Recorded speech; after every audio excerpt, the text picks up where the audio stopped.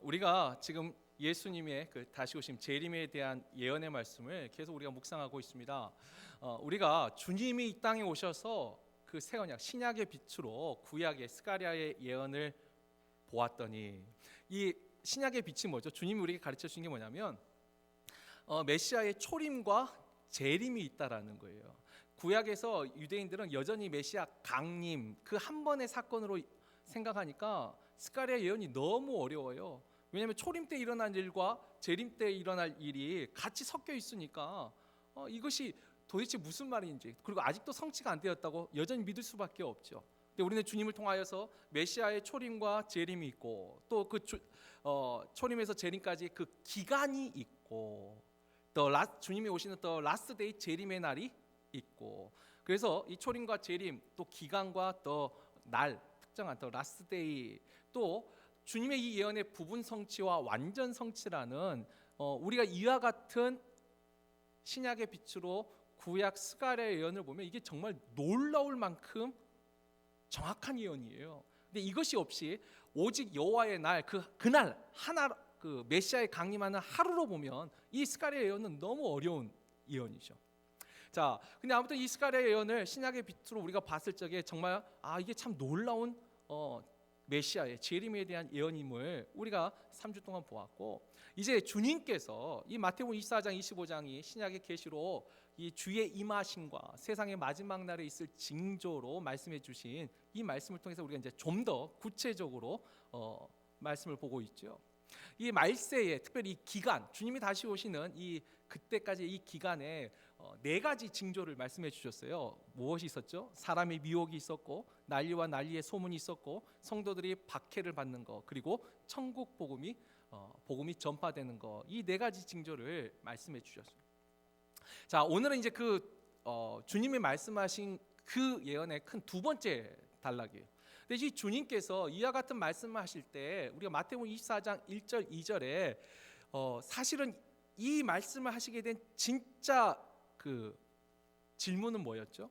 그러니까 주의 임하심과 세상의 마지막에는 어떤 징조가 있겠습니까? 이 질문보다 사실 그 질문을 하게 된 더 근본적인 원인은 주님께서 예루살렘 성전을 보면서 이 성전이 돌 위에 돌 하나 남지 않냐고 다 무너지리라, 이 예언 때문에 제자들이, 우리가 지난주 봤죠? 이거 대놓고 물은 게 아니라 굉장히 조심스럽게 베드로와 안드레와 요한과 야고보가 이 네 명이 조심스럽게 주님께 묻는 거예요.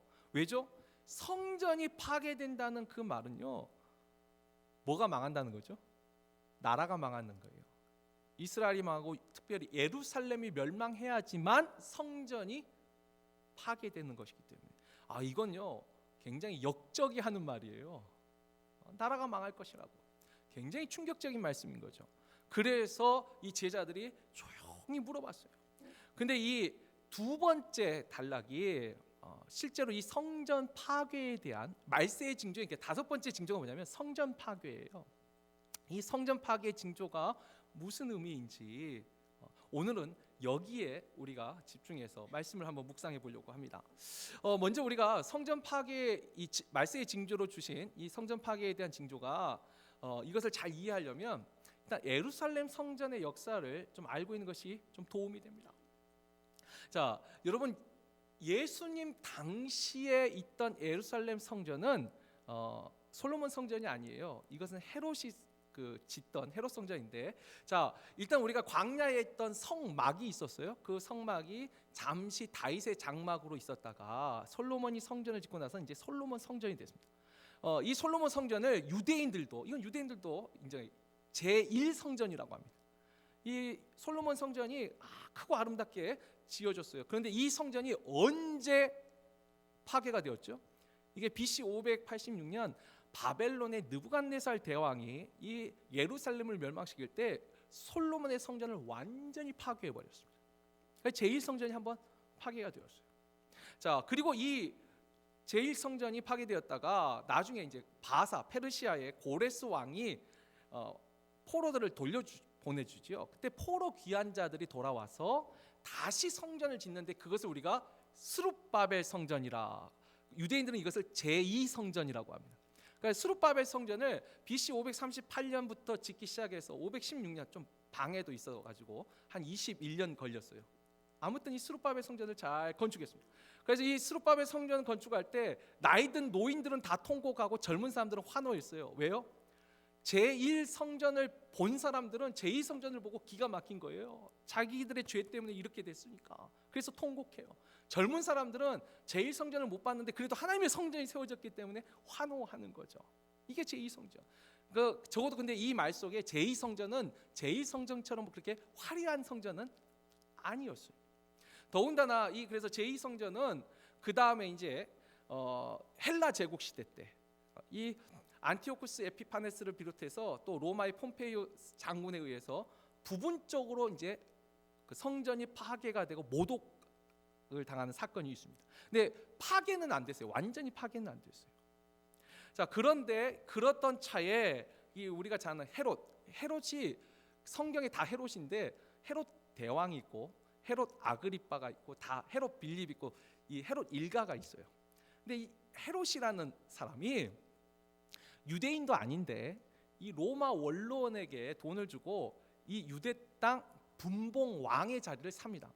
그러니까 이게 분봉 왕은 총독과 왕 사이에 좀 약간 애매한 자리예요. 근데 아무튼 이 헤롯이 유대 땅의 분봉 왕 자리를 사면서 실제 유대인들한테 환심을 사기 위하여 뭘 했냐면 이 스룹바벨 성전을 리모델링을 합니다. 그러니까 제2성전을 완전히 파괴하고 재건축한 게 아니라 스룹바벨 성전을 리모델링을 시작해요.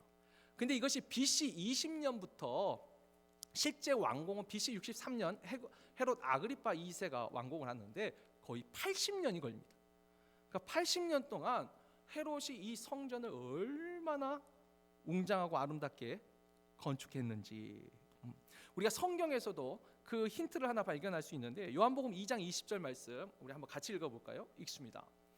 유대인들이 이르되 이 성전은 46년 동안의 지었건을 내가 3일 동안에 일으키겠느냐 하더라. 아니 제가 지금 몇 년 동안 지었다 했어요? 지금 제가 좀 전에 80년. 근데 성경은 46년. 어디서 목사님이 거짓말을? 근데 이게 왜 그렇죠? 예수님 당시까지가 46년이에요. 계속 이 헤롯 성전은 계속 건축 중이에요. 그래서 예수님 돌아가시고 나서도 지어진 거예요. 전체는 80년. 예수님 당시까지만 해도 46년. 그러니까 예수님 지금 이 말씀하신 후로도 지금 몇 년을 더 지어야 돼요? 계산이 안 되세요? 계산이 46년인데 자 34년이잖아요. 34년 더 짓는 거예요. 그러니까 얼마나 오래 짓는 거예요. 자, 근데 아무튼 헤롯이 그 오랜 기간에 얼마나 이 성전을 아름답게 지었냐면 우리 똑같은 이 본문 속에 마가복음 본문 한 절 다시 한번 읽어볼까요? 마가복음 13장 1절 말씀입니다. 다 같이 읽습니다. 예수께서 성전에서 나가실 때에 제자 중 하나가 이르되 선생님이여 보소서 이 돌들이 어떠하며 이 건물들이 어떠하니까. 사실 마태복음 1장에서도 이 제자들이 이 성전은 아름답지 않습니까? 그랬더니 주님이 하신 말씀이 네가 돌들이 아름답다고 말하는데 그 돌들이 돌 위에 돌 하나 남지 않을 것이다. 근데 여러분 여기서 돌 위에 돌 하나 남지 않는다 이게요. 우리가 생각하는 이 벽돌 생각하시면 안 돼요. 진짜 성전 파괴할 때 그 벽돌 위에 벽돌 하나 없었을까요? 근데 그 돌이 아니에요. 우리가 실제 예루살렘에 가서 지금도 그 남아 있는 그 벽을 보면요. 예전에 헤롯 성전은요. 가로 세로 1m짜리 큰 돌이에요. 우리가 아는 벽돌이 아니에요. 그러니까 돌 위에 돌 하나 남지 않는다는 것은 2m 되는 높이가 없어진다는 거예요. 다 무너뜨린다는 거예요. 이 큰 돌이에요. 크고 아름다운 돌. 그러니까 이 크고 아름다운 돌에다가 얼마나 정성을 들였는지 건축 이 성전뿐만 아니라 그 부속 건물들이 많아요. 캠퍼스를 지었어요. 쉽게 말하면. 자, 이렇게 웅장한 그 헤롯 성전, 이 성전을 보고 주님이 어떻게 말씀하셨어요? 돌 위에 돌 하나 남지 않고 다 무너질 것이다. 그러니까 이게 얼마나 이게 그 당시에는 역적 중에 이런 역적이 없어요. 그래서 여러분 성전 파괴에 대한 예언이 스데반을 죽일 때 실질적인 죄목이에요. 예수님도 십자가에 못 박을 때 신성 모독이 있었는데 신성 모독 중에 하나가 성전 모독이 있어요. 성전 파괴를 말하는 것 자체가 성전을 모독한 거고 하나님을 모독한 거예요. 그만큼 심각한 거예요.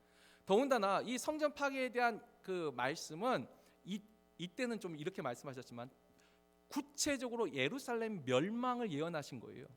그 예루살렘 멸망에 대한 예언은 누가복음 23장 28절에서 30절 말씀이 나오는데, 주님이 십자가를 지고 골고다 언덕으로 올라가실 때 예루살렘에 있는 여인들이 그것을 보고 막 슬피 울어요. 그때 주님이 하신 말씀 우리 한번 교독하죠. 제가 먼저 읽겠습니다. 예수께서 돌이켜 그들을 향하여 이르시되 예루살렘의 딸들아, 나를 위하여 울지 말고 너희와 너희 자녀를 위하여 울라.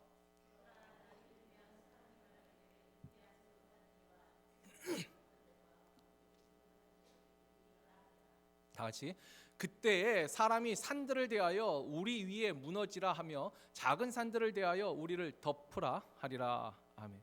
이게 이제 뭐냐면, 여러분 여인들 중에 가장, 적어도 그 당시 눈으로 여인들 중에 저주받은 인생이, 죄송해요, 그 당시예요. 그 당시 눈으로 저주받은 인생이 뭐죠? 아이를 낳지 못한 여인인 거죠. 잉태하지 못한 여인, 젖을 물려보지 못한 여인이 저주받은 인생이에요. 그런데 그날에는 어떤 날요? 주의 임하심이 있는 그날에는요, 오히려 이와 같은 자녀가 없는 여자가 복되다 할 것이다. 왜냐하면 그날은 환난의 날이기 때문에 아이가 없는 자녀들이 여자들이 복되다 할 것이다. 오늘 우리가 읽었던 이 마태복음 본문에도 19절에도 나와 있잖아요. 그날에는 아이 뵌 자들과 젖먹이는 자들에게 화가 있으리로다. 그러니까 주님의 날에, 이게 뭐죠? 예루살렘이 멸망하는 그날에는 당연히 아이들이 있는 여인들이 화가 되는 거죠.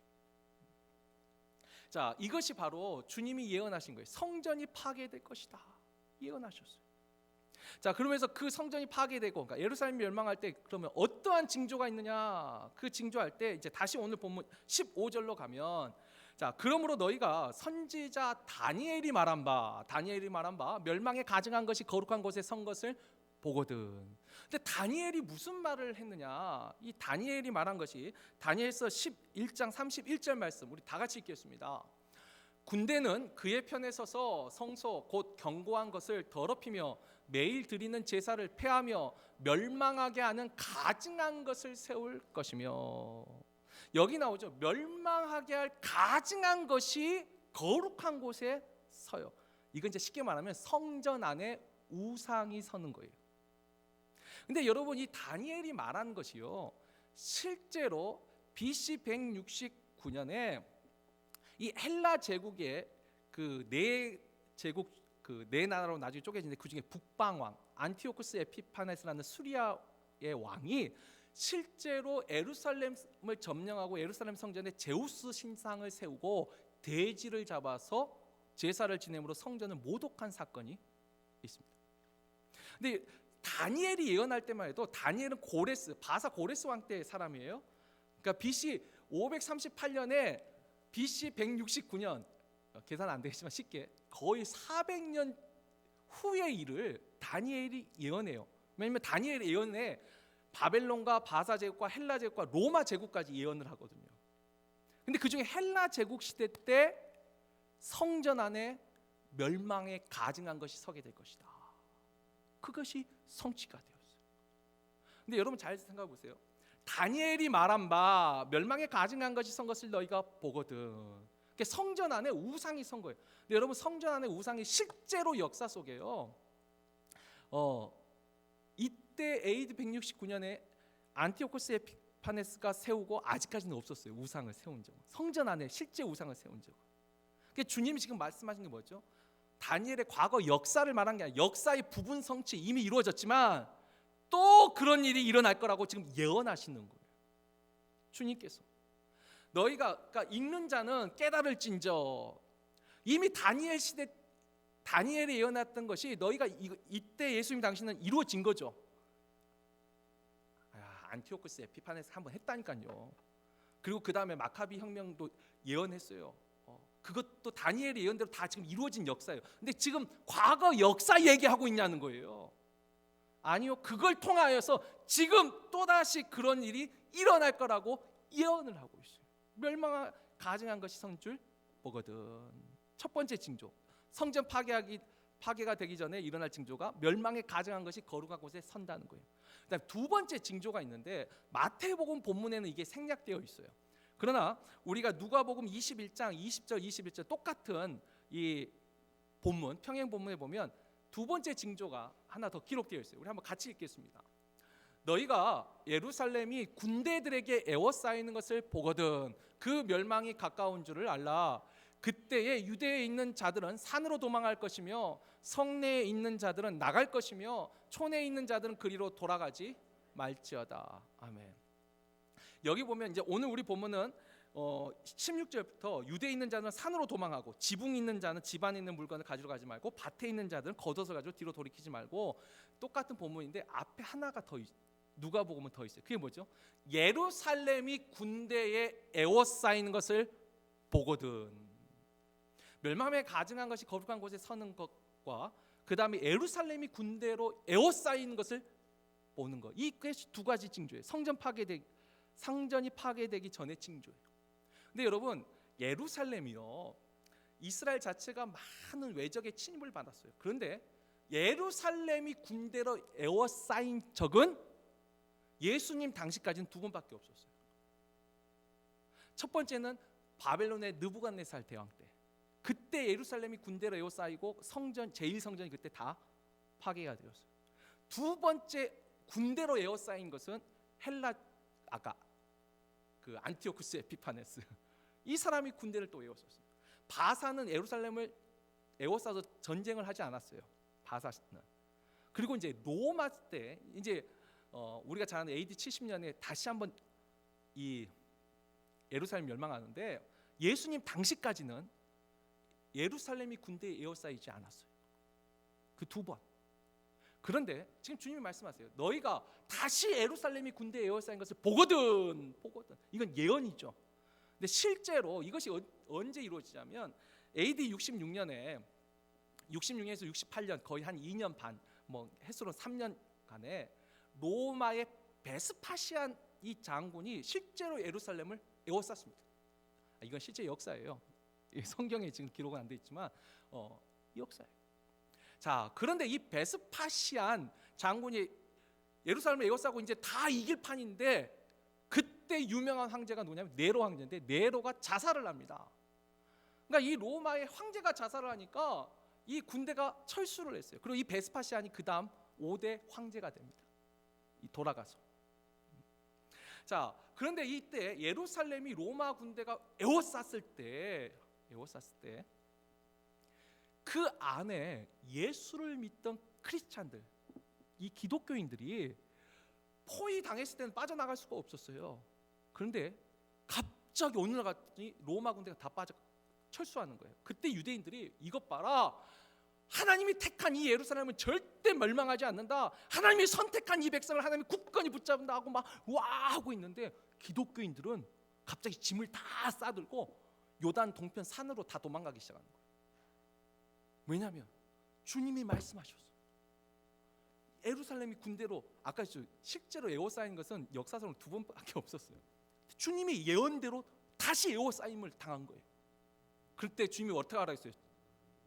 빨리 산으로 도망가라고. 그리고 오늘 보면 22절에 보면은 그 날들을 감하지 아니하면 모든 육체가 구원을 얻지 못할 것이나 그러나 택하신 자들을 위하여 그 날들을 감하시리라. 만약에 에워쌌을 적에 베스파시안이 조금만 더 버텼으면요 예루살렘은 먹을 것이 없었어라도 함락돼요. 그런데 갑자기 네로가 죽는 바람에 포위가 풀렸어요.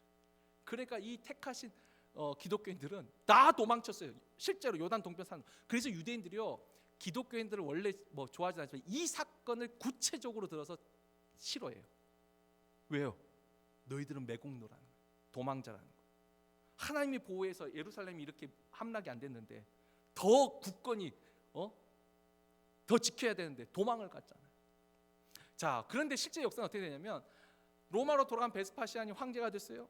그리고 이제 한 1, 2년 지난 다음에 이 예루살렘이 계속 반역을 하니까 그때도 그것 때문에 와서 공격을 했는데 어쨌든 성공을 못하고 왔잖아요. 그래서 자기 아들 티투스를 보냅니다.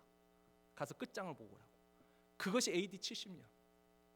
실제로 티투스가 와가지고 주님 예언한 대로 성전의 그 화려한 돌 위에 돌 하나 남기지 않고 싹 무너뜨렸습니다. 성전을 완전히 무너뜨리고 그때 예루살렘에 있는 거의 대부분을 다 죽였습니다. 어린아이들까지. 이게 이제 역사예요. 자, 여러분 여기까지가 주님이 말씀하신 그 예언. 자, 그러면 잘 보세요. 그리고 그 맨 마지막 28절 주검이 있는 곳에 독수리들이 모일 것이니라 했는데, 이 독수리가 이 로마의 군대 휘장이에요. 근데 이 티투스가 성전에 우상을 세우진 않았어요. 근데 로마의 휘장을 꽂았어요. 그 독수리 깃발. 어쨌든 그 거룩한 성전에 멸망에 가증한 것이 선 거죠. 자, 근데 여기 보세요. 과거에 안티오쿠스 에피파네스 헬라 제국 때도 이거 다니엘의 예언이 성취가 되었어요. 자, 주님의 예언은 그러면 로마의 공격과 멸망으로 성취가 되었어요. 그러면 이 예언은 지금 예언이에요? 역사 지식이에요? 여러분, 이 말씀은 여전히 예언이에요. 왜냐하면 우리가 그 뒤에 예를 들면 27절에도 그날에는 그리스도가 임하는데, 인자가 임하는데 동편에 서편에서 번쩍이는 것 같이 임한다 했어요. 그때 임하셨나요? 아니요. 여러분, 이것도 여전히 예언이에요. 다시 말하면 로마의 성전 파괴와 예루살렘 함락도 부분 성취지 완전 성취가 아니라는 거예요. 자, 그러면 이 말씀은 오늘날 우리에게 어떻게 또 말세의 징조가 되느냐?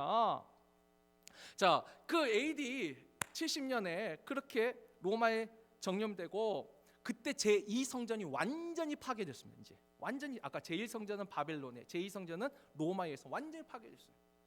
자, 그리고 나서 그곳에 이제 나중에 로마가 국교화되면 거기 이제 제우스 파괴된 곳에 제우스 신전이 있었어요. 그리고 나중에 그곳을 국교화돼서도 그냥 하나님을 예배하는 장소, 교회가 됐었어요. 근데 이게 AD 638년에 가보면 이슬람이 예루살렘을 함락시킵니다. 그리고 그 성전이 있던 자리에 무엇을 세웠어요? 모스크를 세웁니다. 여러분, 지금 예루살렘에 가서 우리가 보는 황금돔 사원이라고 하는 게 성전도 아니고 교회도 아니고 그건 모스크 사원이에요. 그리고 하나 상식으로 처음에 지을 때는 금칠을 했어요. 금칠. 근데 나중에 실제 그 술탄 중에 한 사람이 실제 황금을 헌물해 가지고 금 80kg, 그 황금돔 그 싼 게 진짜 금이에요. 별로 안 놀라시는구나.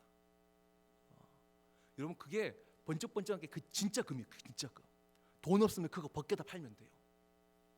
근데 문제는 그거 벗겼다간 죽습니다.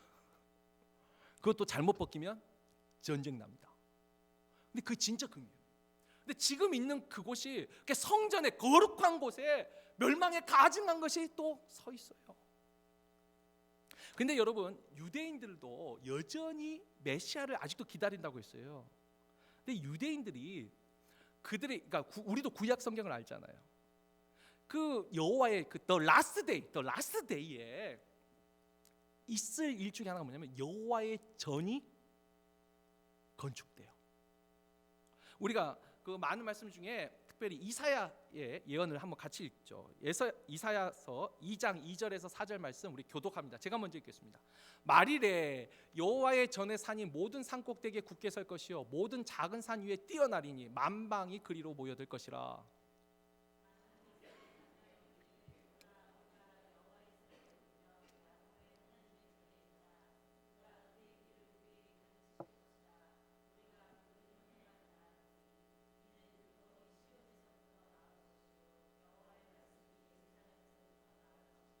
다 같이. 그가 열방 사이에 판단하시며 많은 백성을 판결하시리니 무리가 그들의 칼을 쳐서 보습을 만들고 그들의 창을 쳐서 낫을 만들 것이며 이 나라와 저 나라가 다시는 칼을 들고 서로 치지 아니하며 다시는 전쟁을 연습하지 아니하리라. 아멘. 지금 이 이사야 예언도 여호와의 날, 그날, 그 말일에 그 날에는 어떤 일이 있어요? 여호와의 전이 드높임을 받아서 모든 열방이 여호와의 전으로 올 것이요. 그리고 나서 이 열방은 더 이상 전쟁이 일어나지 않을 거예요. 영원한 평화가 생길 것이. 근데 지금 보세요. 아까 성전이 파괴되고 회복되고 했어도 영원한 평화가 있어요? 그러니까 아직 성취가 안 된 거죠. 근데 여러분, 이것도 여전히 예언인 거예요. 주님도 아까 성전을 파괴된다고 말씀하셨지만 그 성전이 다시 세우신다고 또 말씀하세요. 3일 후에. 일단 그 의미 좀 있다고 하지만 어쨌든 성전이 회복돼요. 그래서 이 유대인들 중에 이 시오니즘이라고 하는데, 시오니스트 강경파들은 제3성전을 지금 건축하려고 예를 써요. 그래서 이걸 가지고 그 몇 년 전에 우리 한국 그 독립영화 감독 중에 한 분인데, 이분이 그 기독교적인 그 독립영화를 많이 만들어요. 제3성전이라는 다큐멘터리 영화를 만든 적이 있어요. 상당히 이슈가 됐었는데, 근데 아무튼 그 제3성전이 뭐냐, 유대인들은 하나님의 성전을 멸망에 가져간 것이 거룩한 곳에 섰잖아요. 근데 그것을 다시 세워야 돼요. 이게 또 다니엘의 그 예언으로 가면 그 성전을 세우고 3년 반 이래 예배드리고 3년 반은 또 타락해서 또 무너져요. 그건 이제 다니엘 그 예언할 때 하고, 아무튼 좀 건너뛰어서 성전을 그들은 건축하려고 해요. 근데 여러분, 성전을 건축하면 어디다 해야 돼요? 어디다 하겠어요? 그 유대인들이.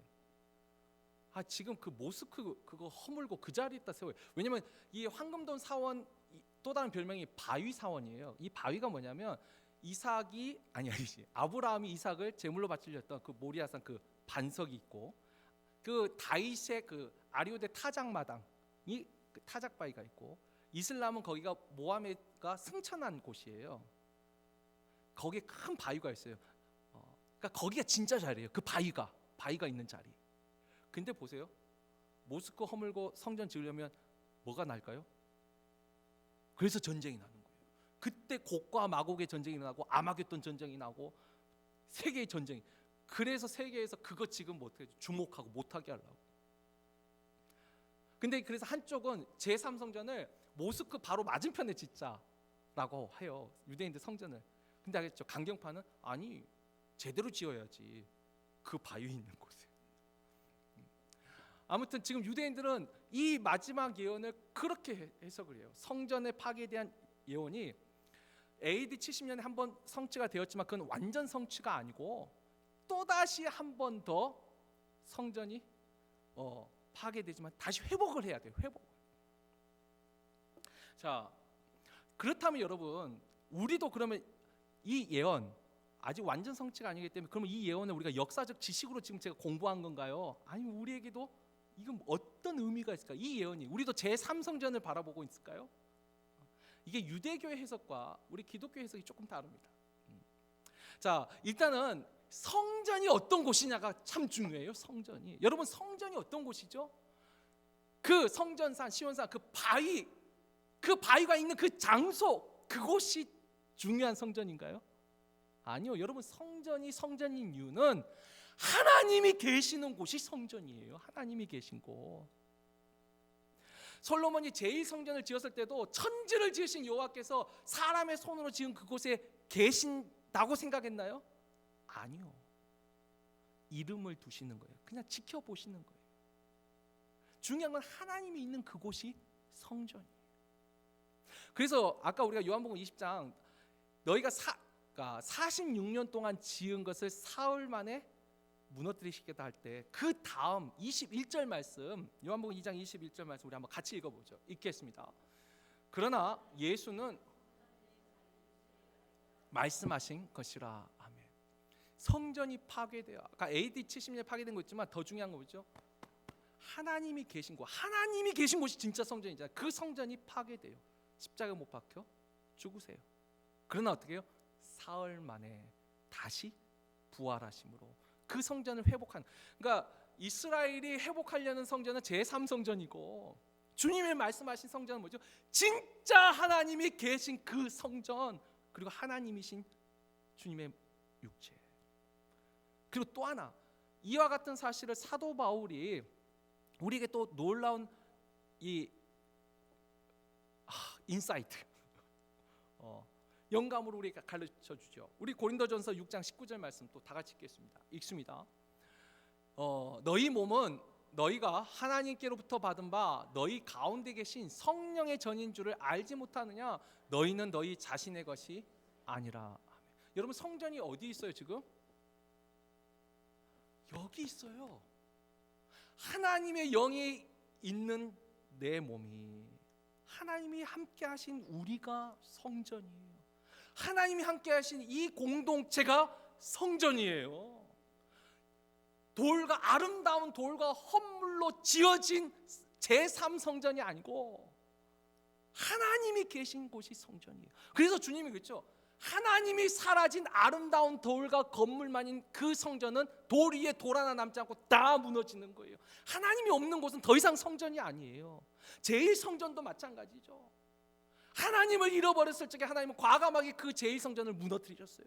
제2성전도 하나님이 기뻐하셨지만 더 이상 그 성전에서 하나님을 예배하지 않고 하나님을 잃어버렸을 때 제2성전도 무너져 버리는 거예요. 제3성전도 마찬가지겠죠. 하나님이 없다면 그건 성전이 아니라는 거예요.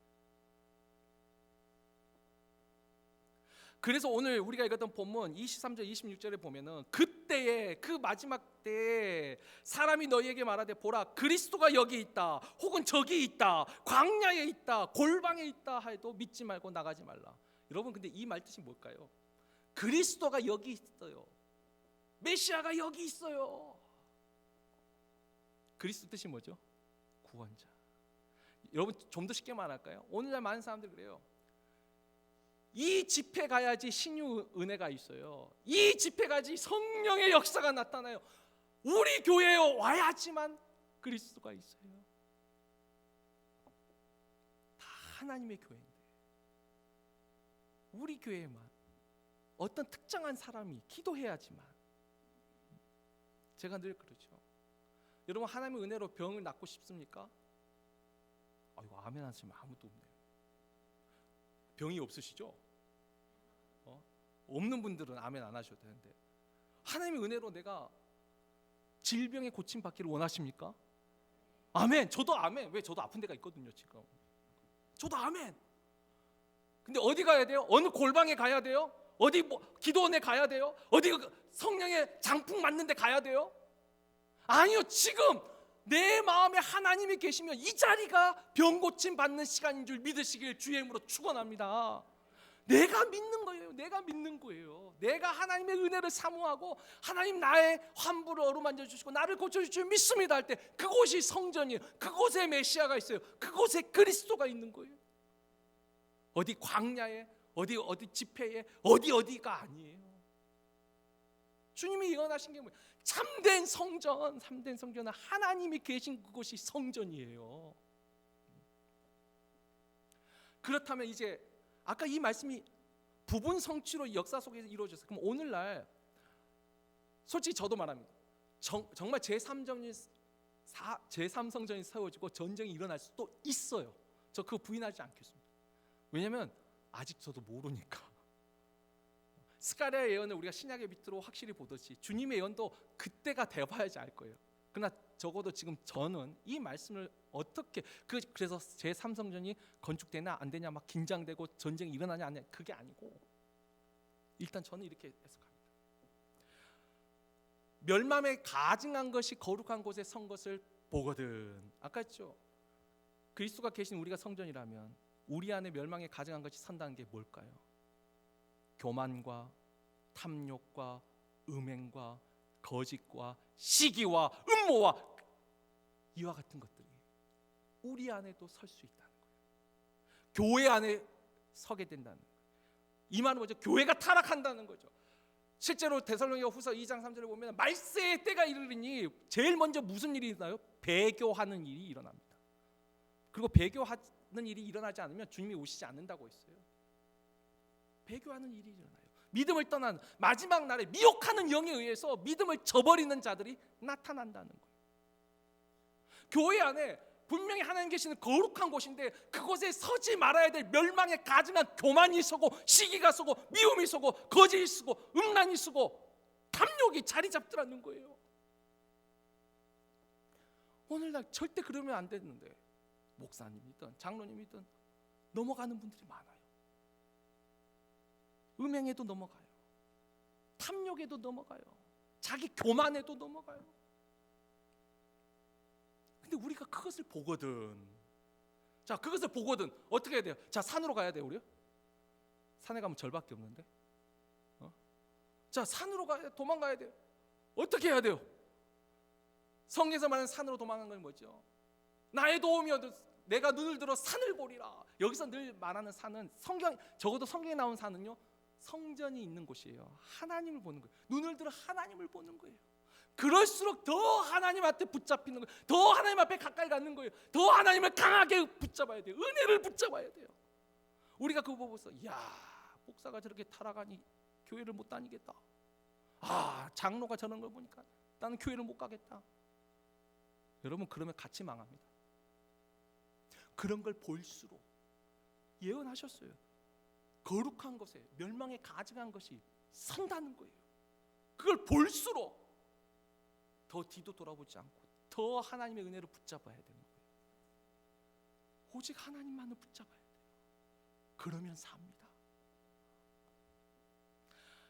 여러분, 이제 조금 더 깊게 묵상해 볼까요? 아까 이 성전 파괴와 예루살렘 멸망이 제일 처음에 부분 성취로 이루어졌을 때가 언제예요? 바벨론 시대 때, 제1성전 무너졌을 때. 자, 그때 예언한 사람이 있었어요. 누구죠? 이 성전이 파괴되고 예루살렘이 멸망할 것이라고 예언한 사람이 제1성전 때 누가 예언했죠? 예레미야가 예언했어요. 자, 근데 예레미야 별명이 뭐예요? 눈물의 선지자. 왜 울었어요? 사람들이 저거 매국노라고, 저것이야말로 죽여야 된다고 매국노라고 있잖아. 왜?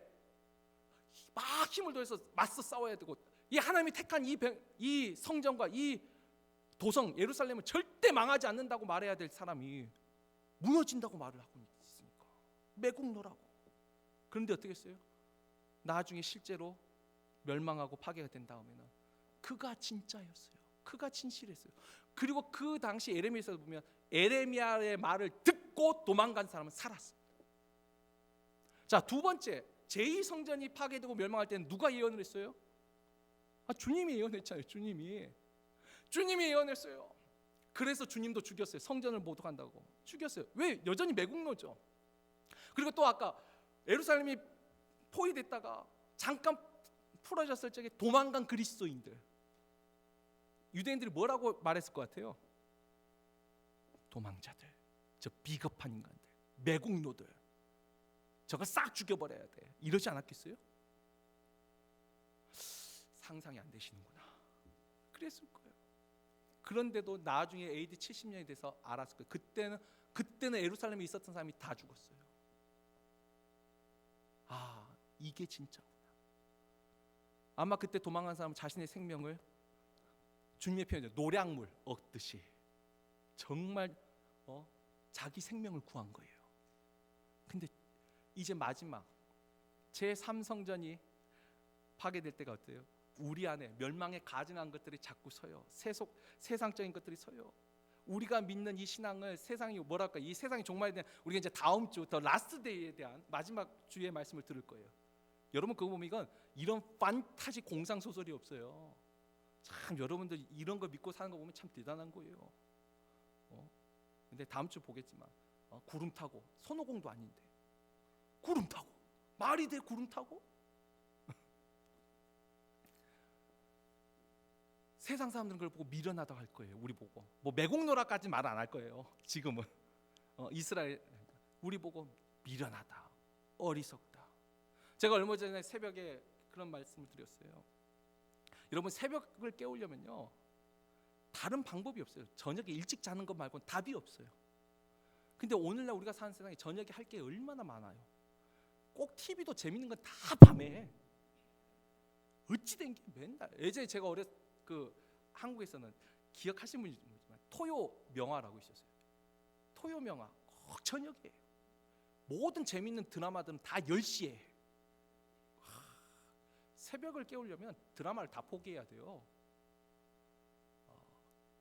아줌마들이 얼마나 큰 결단을 해야지 새벽 예배 올 수 있는데 드라마를 포기해야 돼.